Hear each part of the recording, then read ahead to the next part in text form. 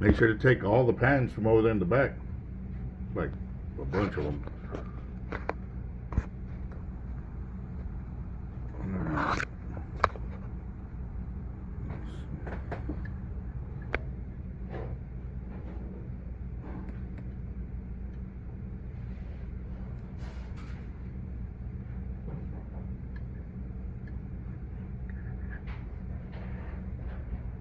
Okay, so you got tape built up on there too. Yeah, I bought it like 2 weeks ago off Facebook. Yeah, and they had an old 130-pound I think J-Bray or something. Yeah. With like monotop shaft. I just want all braid. Yeah.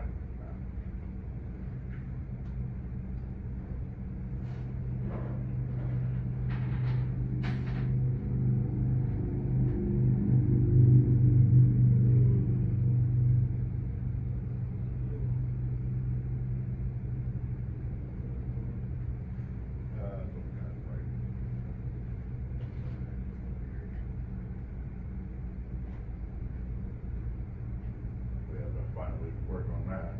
Get it out here. You wouldn't have no black with you or 150? Not in 150. No. Okay. Got the black and green. Yeah, 'cause I want to get like 2 different colors, you know, to know the distance. I've got yellow, got white, and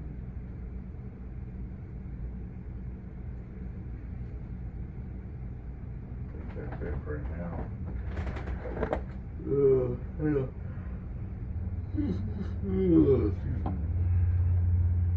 What about a 200-pound? You wouldn't have any black?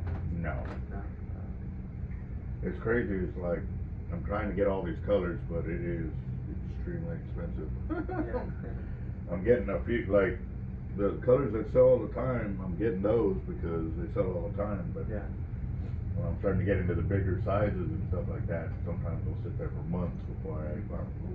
No, I think I'll do. I think you said you had the green though. You said you did have green yesterday. In 150? Yeah. Ooh.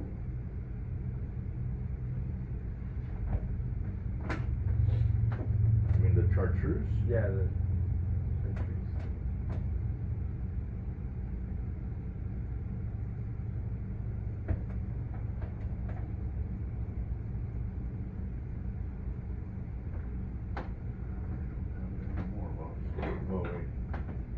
yeah. Because I want to get.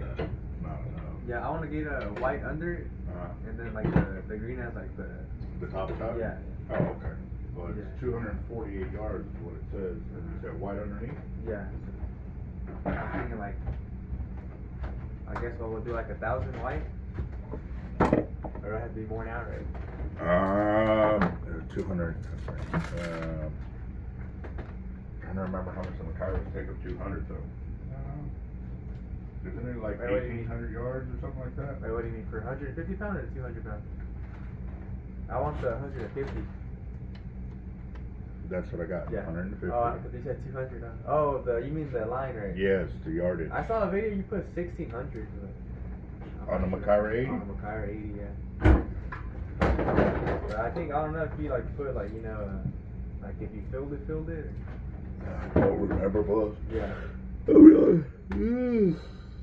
Sorry, I was here till 11 something last night. Yeah.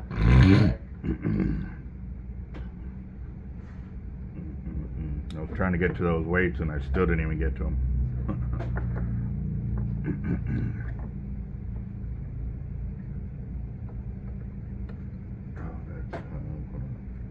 Need to mark this spool. I downloaded that purple 50 EXW is donated to the Smoke in the Water. Oh yeah. As a door prize. So. Wait, so what is that event? Is it like a? The barbecue competition. They have designated plates that they got to make and enter, and it's for points. Yeah, it's for point systems and stuff like that. So I'm just looking for my Scotch Brite over here. This continues. Let me check on my rock. Well, let's see.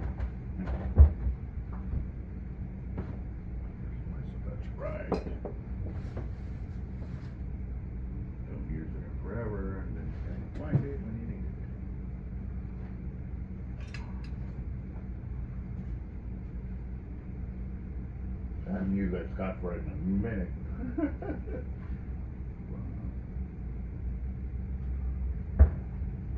Gum off. I'm gonna get that out of there first, real quick.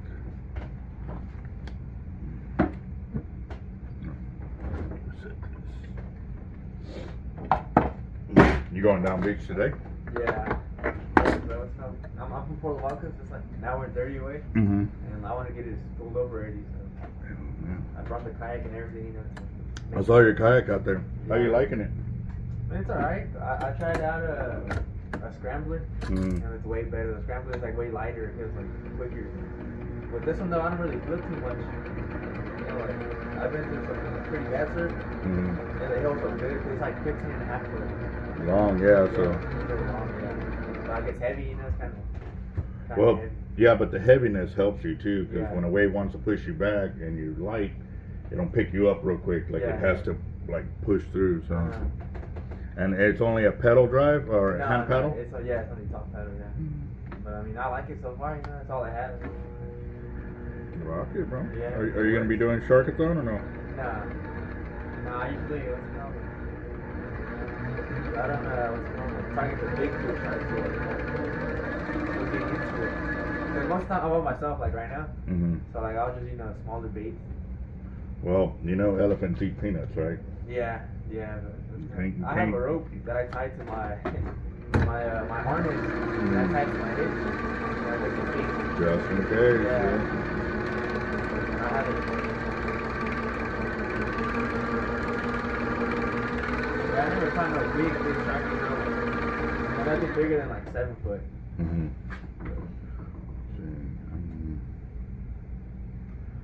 This tape is being. I'm getting most of it off, but it's just being a pain in the butt.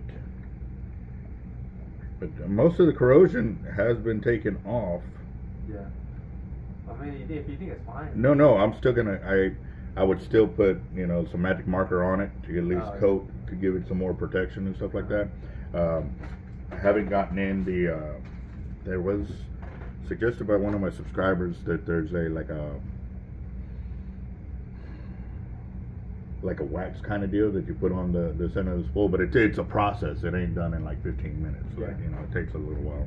But this one hold you off for a long time still. Yeah, 'cause that reel, they had it sitting in the box for a long time. The old line and everything on it. Never used it anymore after like a few times.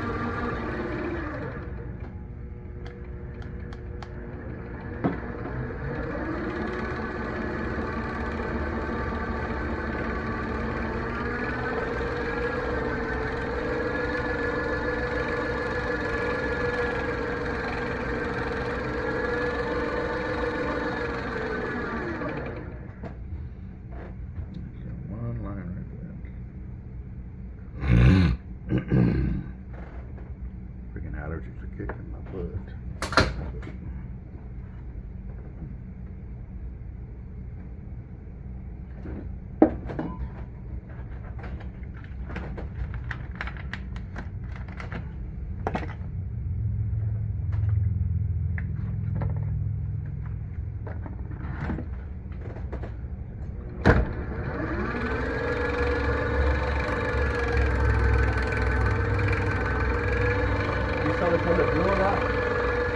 Yeah, blue for a lot of. Yeah, I've got more 130 and 150. No, 100, 130 and 80 coming in.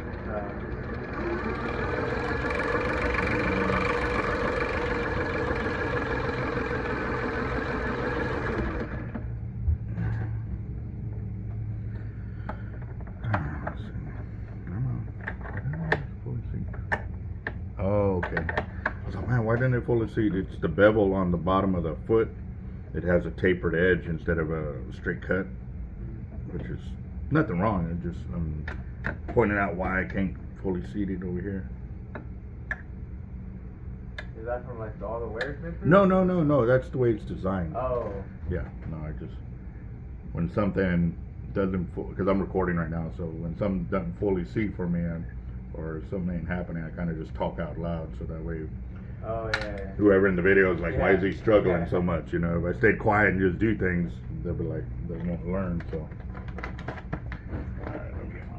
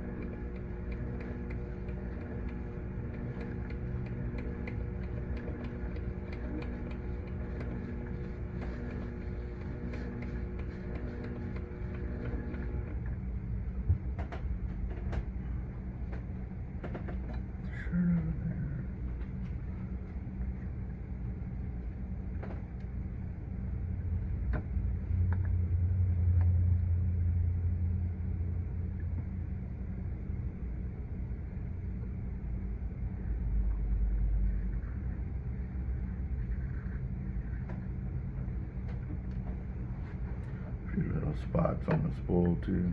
Let's see.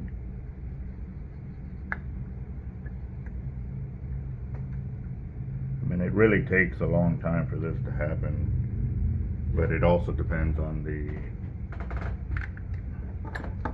type of line that's being used on there. Monofilament normally lets a lot of water get deep into the spool and it'll sit there. On it. Yeah. Yes, sir.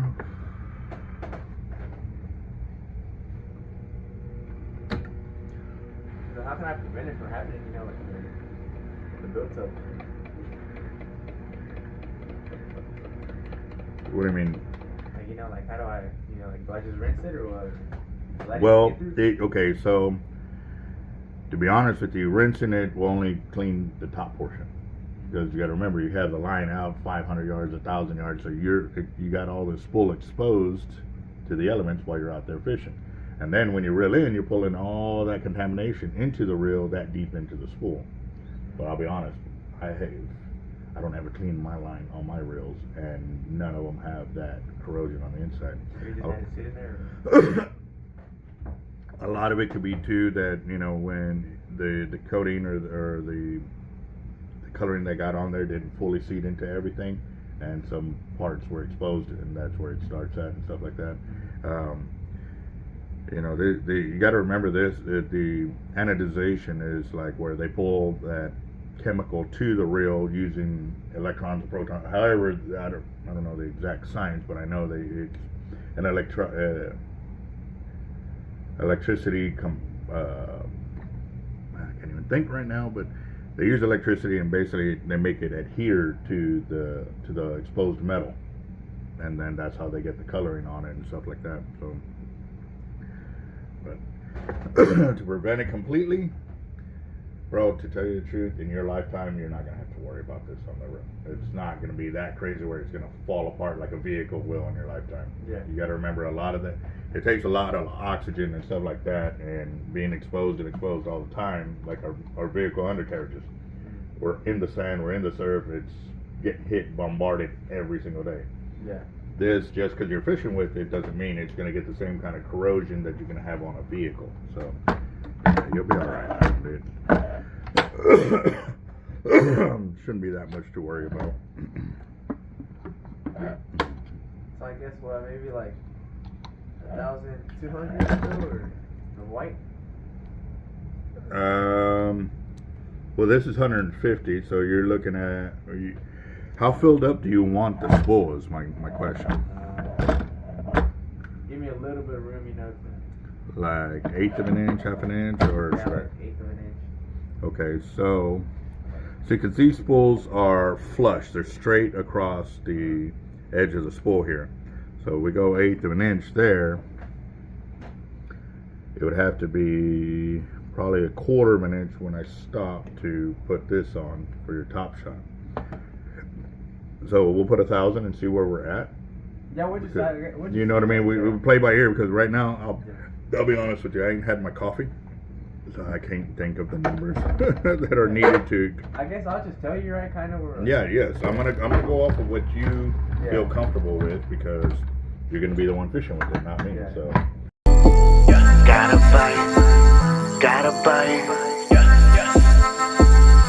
I think I got a lot of stress on my mind. It's a nice day to go. Yeah, I got a line. I'ma call up the whole team. I had quite a few practice now with my other 80. You know? And how are you getting the line back on there? That's what I'm saying. It's getting pretty good. On that one, you left like a good amount of space on mine. It was a TRX. Mm-hmm. Yeah, and you left like that little gap, you know. And you're still getting that gap on there? Yeah, it's pretty good. Yeah. Okay. Yeah. When you're ready, you'll be like, you know what, I want to fill that up, and then you just come and we can fill it up. But when you're ready, you know what I mean. Yeah. If you have any kind of doubt, then leave it. You know what I mean. But again, too, it takes practice. It takes practice. And the biggest practice is when you got a shark on. What's your biggest so far? Like a 6 foot, maybe like close to 7.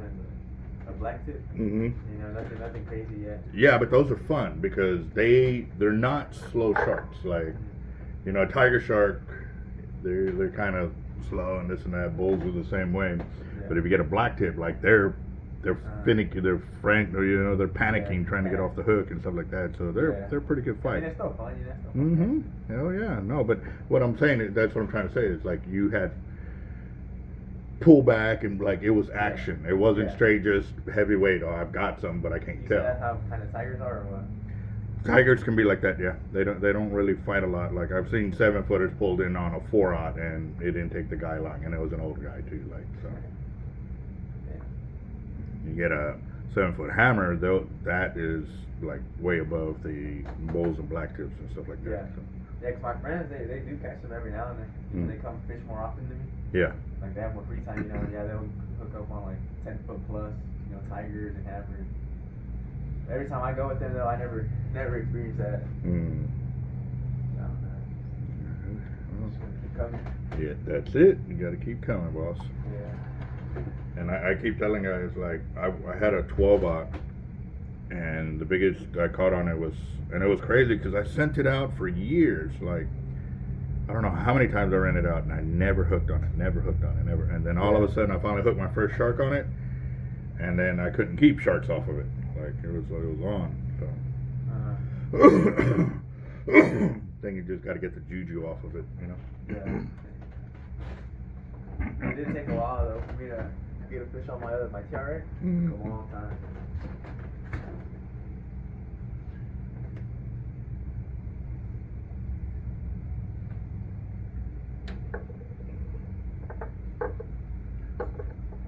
Yeah, a buddy of mine, he fished a lot, like all the time, and he's like, man, I want a tiger so bad. I said, wait, and I said, just keep practicing, keep going. Yeah. When you finally catch one big tiger, you'll start catching them left and right. And he goes, for real? I was like, yeah, it's gonna happen. Sure enough, he caught his first tiger. Yeah. And after that, he was like, boom, boom, boom, boom. He just kept hitting them, and he was like, you weren't lying. I said, it just happens like that. And like, what size bait do you use whenever you go? Well, it depends on the season. Like right now that it's hot and stuff, I use big baits.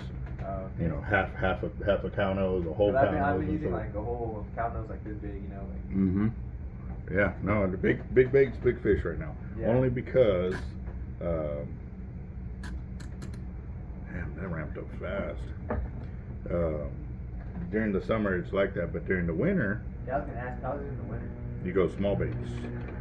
Small baits. Yeah. When you catch a bunch of black tips, or? No, well, okay, so you'll still catch black tips, tigers, sandbar, dusky. The winter time? Mm-hmm. Yep. Yeah, sharks are year round, boss. It just changes up which sharks you'll catch and stuff like that.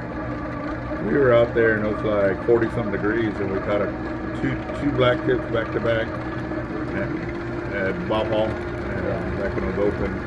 It was a long time ago, and my buddy got a 10-foot tiger. Yeah, oh yeah. They're like addicted to the summer, like. What, running bait? Yeah. Same thing. You just got to find out where they're biting at. Hard life. Yes, sir. What's up, boss? $25. 25. Yes, sir. Roger that.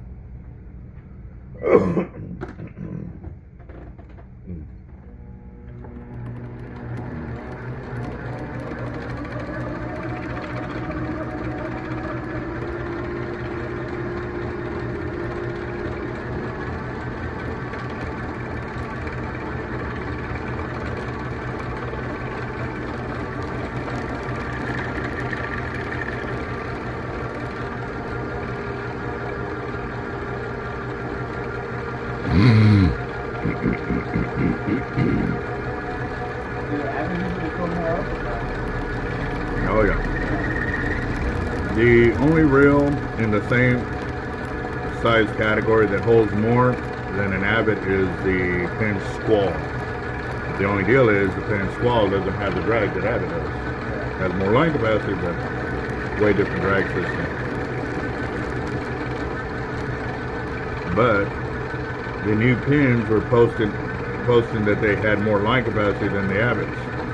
But it doesn't tell you what line they're using. Like Abbott, we know it used to be nothing but Jerry Brown, and now they're going off of tight line numbers.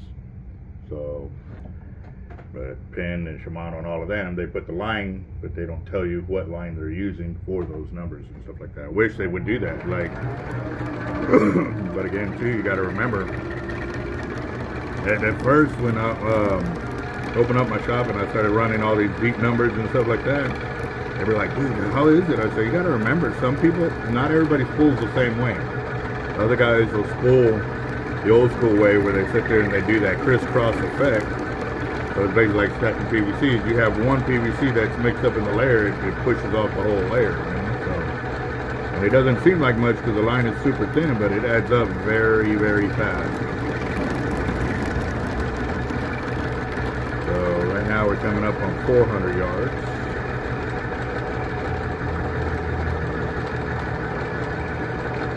That's 400 yards of 150 right there. So yeah, we'll probably be sitting right at about 1,000 when we got to switch over to that.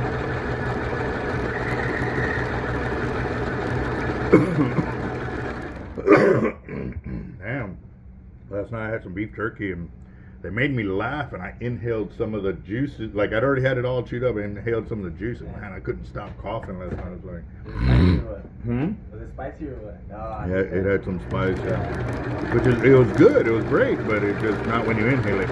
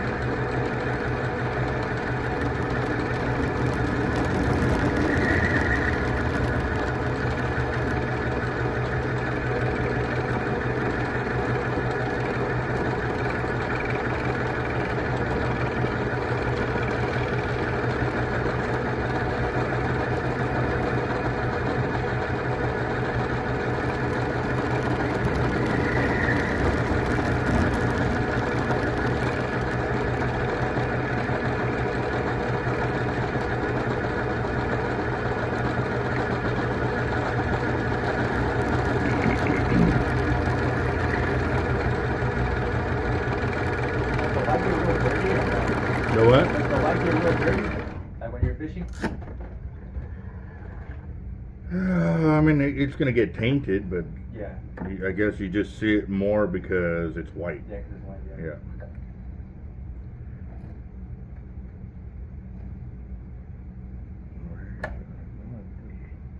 Oh, I already passed it. with tight line, he's real adamant about cutting his line. Like if he finds any kind of bad line in his gear, but when he does that, when he cuts the line, he doesn't splice it. And the reason for it is because he wants, like, that whole section, 800 yards, he'll make a spool for 800 yards. But when he sells a whole, like, 2,500 yard spool to a store or to a customer, it's one solid shot, no splices, no defects or anything on it. But for me, I tell him, dude, send it, dude. Like, my customers don't care. We're gonna splice anyways. Yeah. So he'll leave the spots in there for me to take out and splice myself. But he'll only do it for me because I'm already telling him, like, we don't care. Like, we want. Yeah. Because otherwise, I'll have a wall of this instead of those big old spools. So I'm just pointing that out because, like, I found this in here, and most people, well, he should have cut out. No, like. Otherwise, I'm gonna have a whole bunch of small spools, and he brought me a huge. This is a huge spool, Yeah, spool, yeah. I think it had 6,000 or 7,000 yards of 150 on there. So, but all this is just line, or I don't know if I posted the video yet of the. There was a piece of braid, like this, just a piece. Oh, it almost sat there. I guess it was too heavy. I put it to the spool like that. Well, I was like, why is that? Like, I thought it was just a piece of. But as I was unspooling, the line that was coming off the rail would hit it, and it would flip and flip and flip, and it was walking down the line the whole time like this on the spool, on this sidewall here, but it didn't fall because there's so much static electricity that was on there, and it was crazy. So, but I didn't realize how much is in there until I went to his shop, and he had a big spool that he was downloading for me, and so I think what happened here. Yeah, that's one of the. That's one of where the carrier ended, or it bogged down. Look. So what that is somehow one of those carriers, it just got stuck, and it spit off a whole bunch. And I mean, it's connected on both sides. For a second there, I thought it was like a carrier that. Ended, and then they overlapped it, and they had two pieces, but no, it's a single piece. It's uncut and everything, and you pull from this side, it pulls from this side, you pull from that one, and I don't know how that happened, but that's pretty cool. I'm gonna cut that out because I want to keep that for knowledge purposes is the best way I can describe it. I want to get a wall of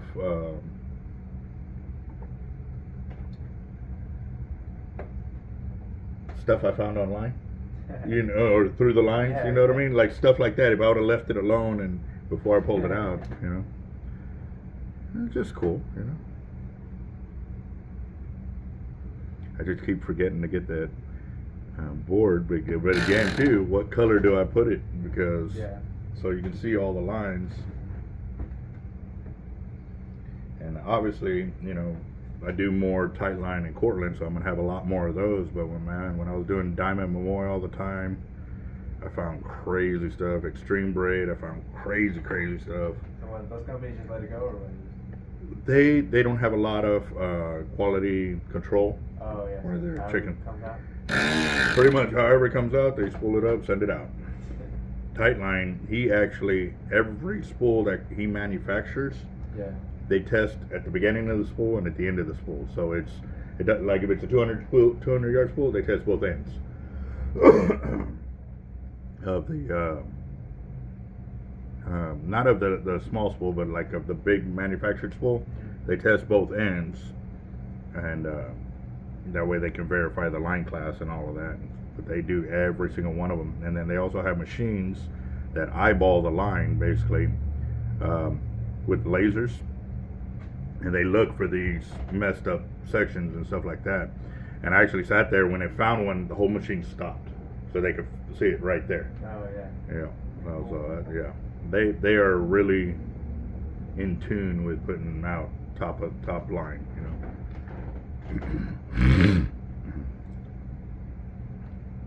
Wait, how much is this one? I think you said 23 cents, right? Or, Yes, sir. and then how much is, like, say, the Portland for the same amount, like 150 pounds? I think it's more. It's like 25, 26 cents. Yeah.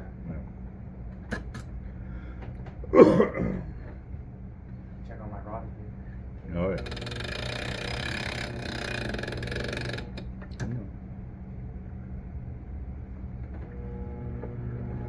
So your rod, is it like through the window or what? Yeah. Oh, yeah. Yeah, because I bought it like 2 days ago. Uh-huh. And I bought it off someone off of Facebook. Some lady that broke her egg. Oh. The dog on 86.55. Uh-huh.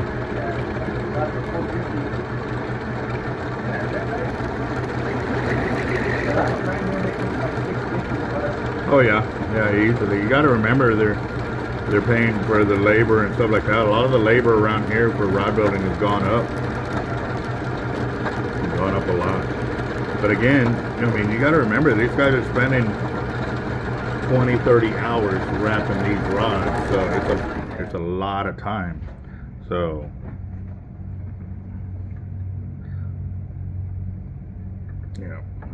Yeah, because with that guy, he said if I buy all the blank and all the parts, he'll just add $250 to it. Yeah, yeah. Yep.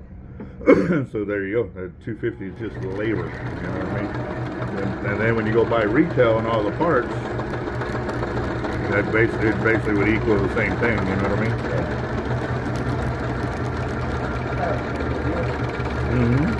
Yes, sir. Like people, they're I guess because I own a shop, they're like, well, I found a deal. It's like, dude, jump on it. Like, I cannot be mad when you find a good deal. You know what I mean? That, you know, I do my best to find deals for the year so I can keep my prices low for everybody else. You know what I mean? Oh, that's 1,000 right there. We could. I think we could still go to 12. Actually. It's almost 1,100. We could still go to, I would say 1,300, stop there, and then cut over and do this. Because this is only 248 yards. Yeah, that's good. You good to do that? 1,300, yeah. Yeah, because this is already 11. Right there is 11. I just don't want to cut it here now, and then you still have like a 1/4 inch full exposure instead of the 1/8 inch that you wanted. Keep loosening up.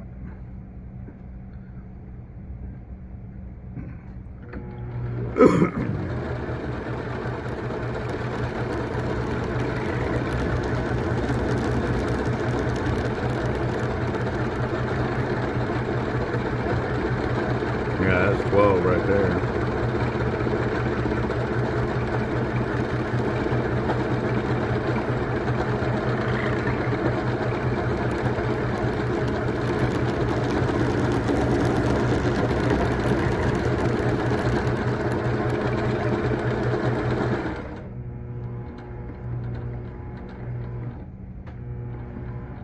That's 13, 14, 15. We just go another 100 or what? That's what I'm Right. thinking too, right? Yeah.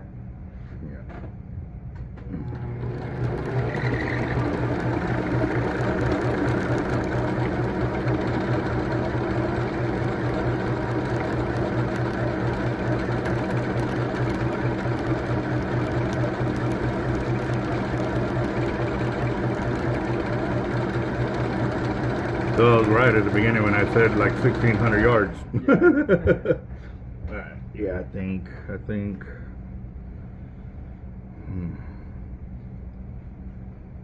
But yeah, that lady had it listed as a 7-foot jawbone. Mm-hmm. You know, and then I tried fitting it in my truck, and I seen nowhere to fit in there. So I was like, not a 7-foot, you know, because I had 2 7-foots in my truck. Oh wow. And I was like, damn, it might be the 8'6". It was. And you said you want about 1/8 of an inch full exposure?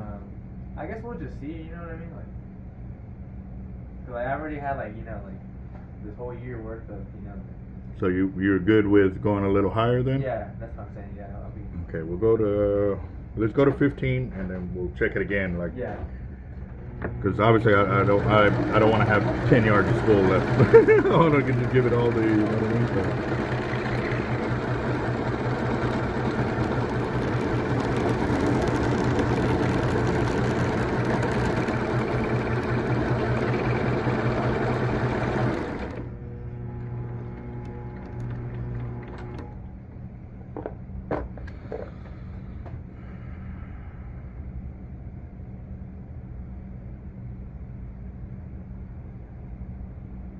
I think we could still do 16 and still get that on there. Still have that. Yeah, let's just do that. Same thing I need to do. Nah, you shouldn't have to.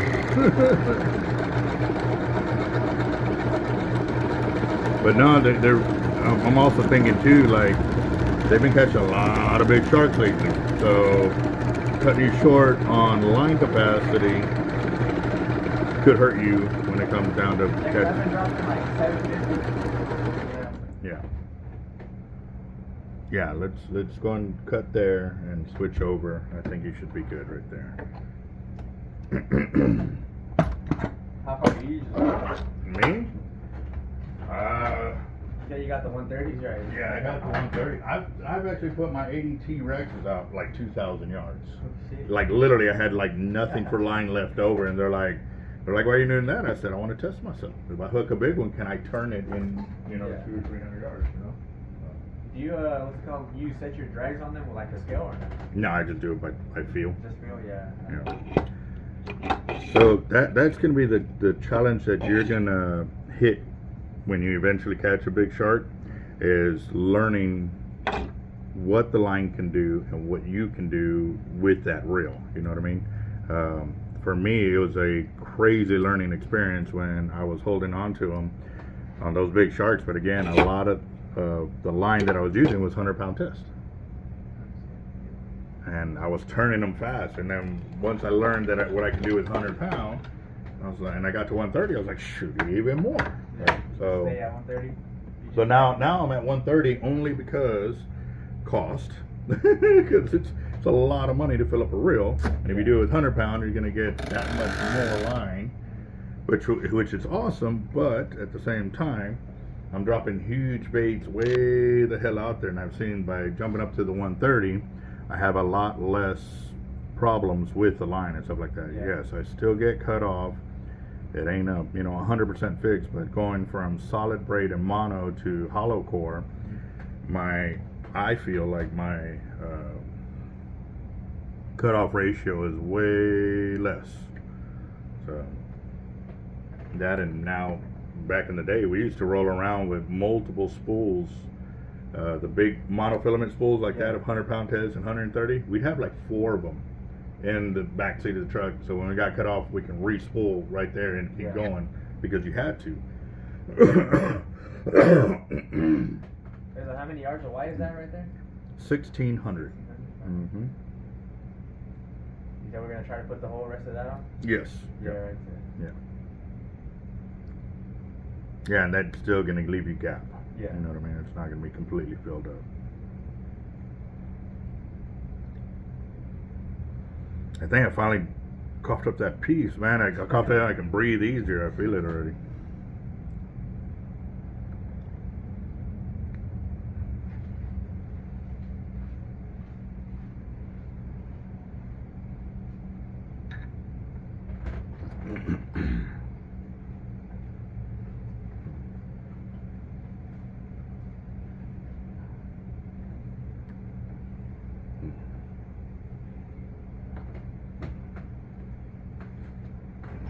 You think it's cheaper if I buy a big spool, or like to buy it by the yard?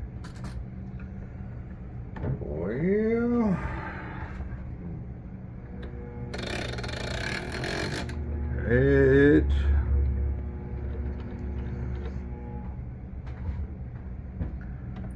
you have to look at it like this. So for me to fill up a big reel like this, when you bring in your own line, is $50, but it includes 2 splices.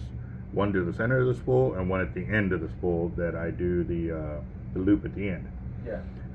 If you bring it in and you bring 3 different colors of line, well, I'm gonna have 5 splices. So I'm gonna charge you for 3 more. So now you went from $50 to $65. If I find any other phrase like that where cut off. I have to cut and splice. That's another $5. So if I don't find nothing wrong with it and it's just one color, well then it'll be cheaper to buy your own. But when you start mixing colors and if I find stuff like this on there and stuff, which there's times when I don't find nothing. But it's like playing the lottery. You win and you win some and you lose some. Yeah, so right. You can't really do it, yeah, so, but if I'm spooling the line on here with my braid, I don't charge you for no splices, none. I just charge you the price of the line. Yes, and that's it. And that way too, at the end of the day, I've seen where you filled it up completely and you have like 30 yards of line left. Yeah. You know what I mean? Then you lose 200 yards, so you end up throwing that away because why are you going to splice in 30? You know what I mean? So yeah, I'm just thinking, just in case, like when I get cut off, Yeah, I totally understand that too. I was just talking about like when you go to like re-spool and stuff like that. But if you're gonna be fishing like that, I would wait to see how everything reacts. While you're out there fishing and stuff like that. If there's a lot of trips or you're losing a lot of line, and then because that's happened to me. You haven't crossed that bridge. So I would wait till you cross that bridge, and then you can make a good judgment call. Depending on how many times you go out there, how many times you're getting cut off, and again too, like if you get it cut off one time a trip, and you're still able to rerun it, then it would probably be no. But if you get out there and you're losing 2 or 3 or 4 times, and you want to keep fishing, but you don't have enough line, then that's when it's going to help you. Go like every Saturday, So like, you'll come to the bridge, and then that's when I would make the call. You know what I mean? But right now, like for me right now, I don't think I need to. If I just go once a week. Yeah, we were out there, and like I said, we'd be out there like a week at a time. We'd stay out there all week.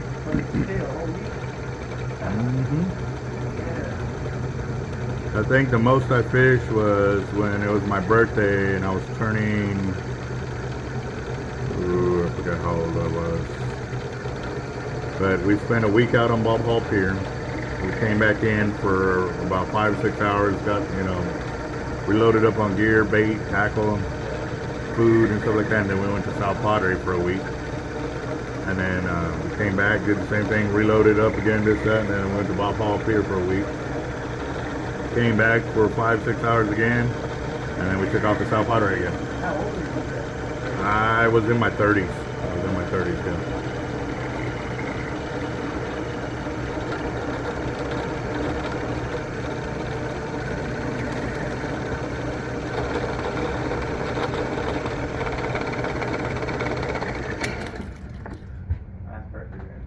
Yeah.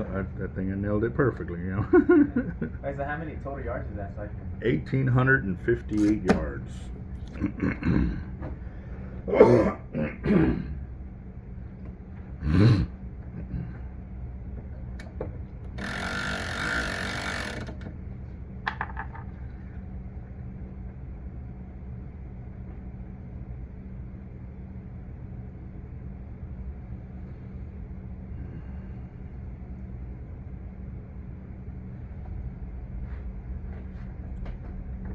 Buy me a stingray over there at Big Bucket and then head to the beach.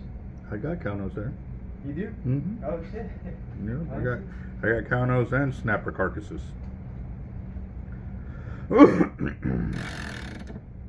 The big freezer. Yeah. Big freezer.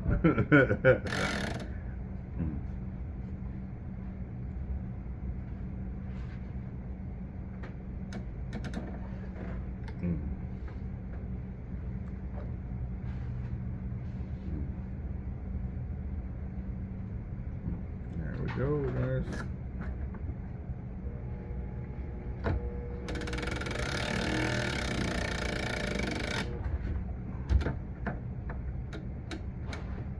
Alright, here we go. 1,858, so. Big ass. Yes, sir. Yes, sir.